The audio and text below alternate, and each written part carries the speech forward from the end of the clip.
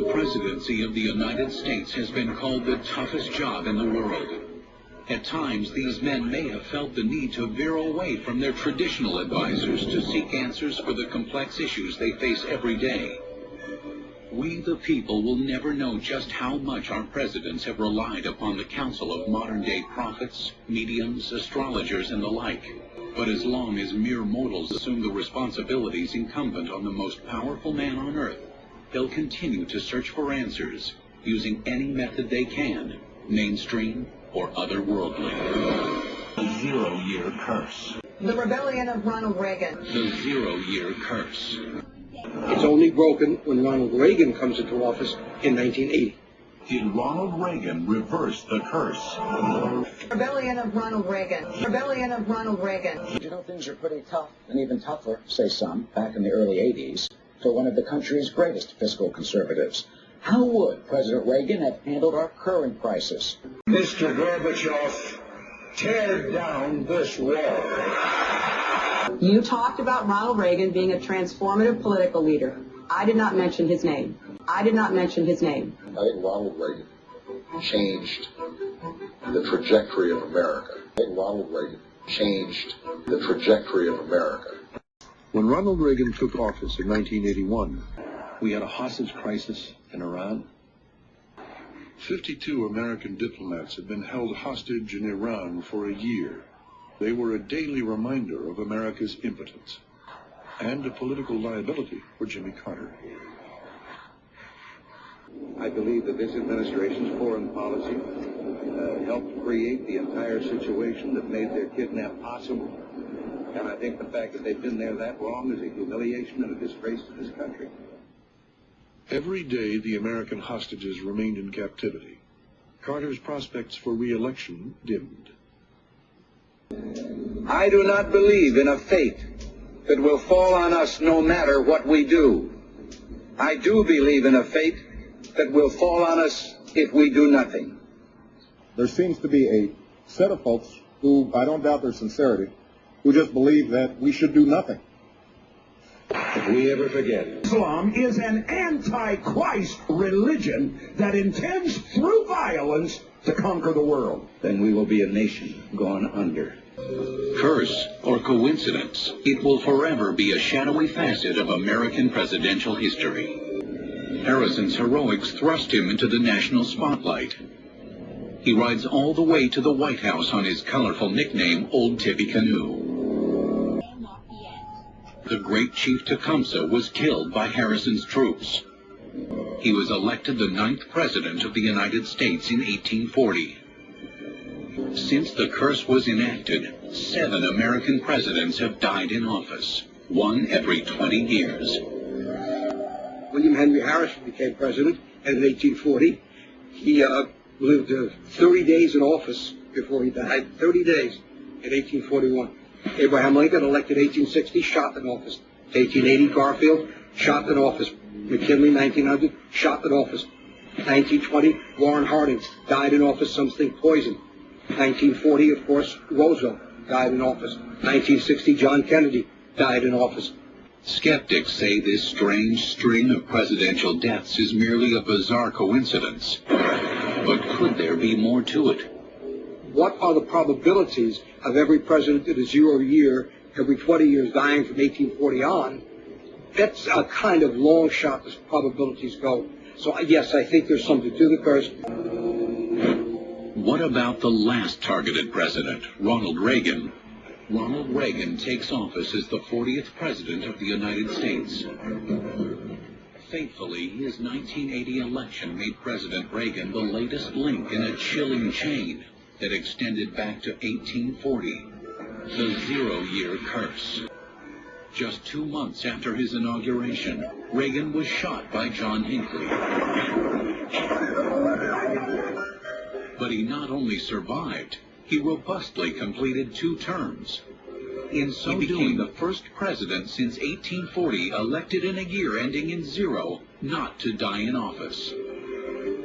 If the curse exists, did Reagan reverse it? Believers assert that astrology saved the president's life. Nancy Reagan was very well aware of this curse. Nancy Reagan absolutely knew about that curse. I am sure of that. And I'm sure she knew about it. I know she did. The question is not whether Mrs. Reagan consulted with an astrologer. It is an acknowledged fact she did. In God we trust. The same phrase, in large words, is inscribed in the marble. Every session of the House and Senate begins with prayer. Each house has its own chapel.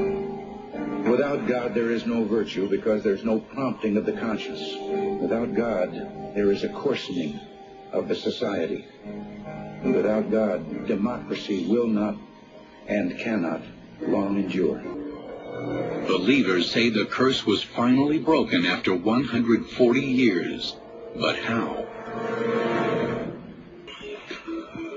Long before they were entertaining royalty at the White House, Nancy and Ronald Reagan were a glamour couple in Hollywood.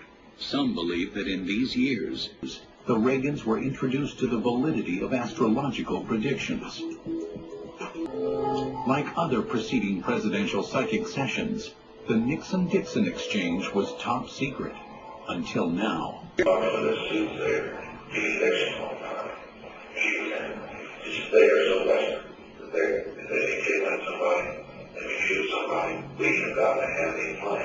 There's no arguing that the Dixon incident sparked the start of U.S. counterterrorism. But if the President and the First Lady both believed the alignment of the stars and planets could influence one's life, could it also prevent death? About her husband's presidency, Mrs. Reagan consulted an astrologer daily to influence the President's schedule. In strict secrecy, in a daily phone call, she advised Mrs. Reagan on the do's and don'ts of the President's agenda. The First Lady would then inform the Chief of Staff of the necessary changes. Nancy Reagan, whether she'll ever admit it or not, probably foiled that curse and probably did something to save her husband's life because she was using an astrologer. It's very possible that some quirk of the astrological chart or whatever timing she gave him, that about a few seconds difference was all it took to save his life and break that curse. I, Ronald Reagan, do solemnly swear that I will faithfully execute the office of President of the United States. That I will faithfully execute the office of President of the United States. January 20th, 1981. Did Ronald Reagan reverse the curse? I will faithfully execute Charlie Wilson's War. Charlie has always been eager to deflect praise for his own role in the most successful covert operation in U.S. history. For 6 years, the U.S. has supported the Mujahideen just enough to frustrate the Soviets. Charlie has to convince Congress and the CIA that it's time to actually try and win this war. Overruling the Joint Chiefs of Staff, overruling the State Department, overruling his own national security staff. President Reagan just unilaterally decided we're going to punish the stingers. I have never been happier in my life. Charlie Wilson's war depends on these next few seconds.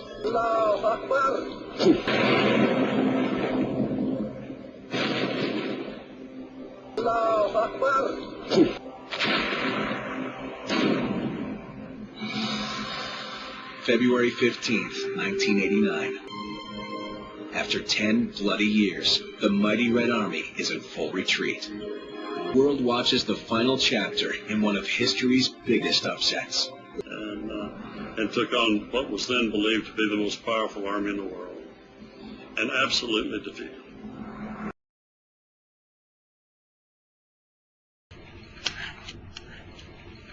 Honestly, I think we should just trust our president in every decision that he makes, and we should just support that. Christ, because he changed my heart. You know? General Secretary Gorbachev, if you seek peace, if you seek prosperity for the Soviet Union and Eastern Europe, if you seek liberalization, come here to this gate. They suddenly find themselves under attack. We were trying out a missile and the thing boomeranged and came back at us.